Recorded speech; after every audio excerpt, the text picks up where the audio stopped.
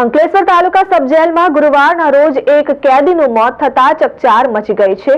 ઘટનાની જાણ થતાં જ પોલીસ સહિતના ઉચ્ચ કક્ષાના અધિકારીઓ તાલુકા સબ જેલ ખાતે દોડી આવ્યા હતા। પોલીસે સ્થળ પર તપાસ કરતા કેદીના મૃતદેહને પોસ્ટમોર્ટમ અર્થે ખસેડી વધુ તપાસ હાથ ધરવામાં આવી છે।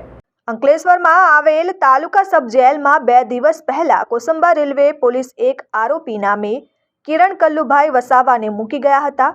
આરોપીનું ખેંચ આવતા મોત નીપજ્યું હતું, જેની માહિતી મળી છે અને આરોપીનું જેલમાં મોત થતાં જ સમગ્ર પંથકમાં ચકચાર મચી ગઈ હતી। ઘટનાની જાણ થતાં અંકલેશ્વર શહેર પોલીસ મામલતદાર સહિતના ઉચ્ચ કક્ષાના અધિકારીઓ તાલુકા સબ જેલ ખાતે દોડી આવ્યા હતા। પોલીસે સ્થળ પર પહોંચી સ્થળ પર તપાસ કરીને મૃતદેહને પોસ્ટમોર્ટમ અર્થે ખસેડી વધુ તપાસ હાથ ધરી છે।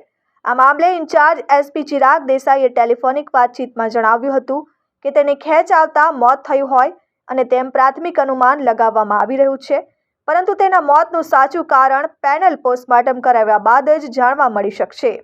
હાલમાં તો પ્રાથમિક કાર્યવાહી કરવામાં આવી રહી છે।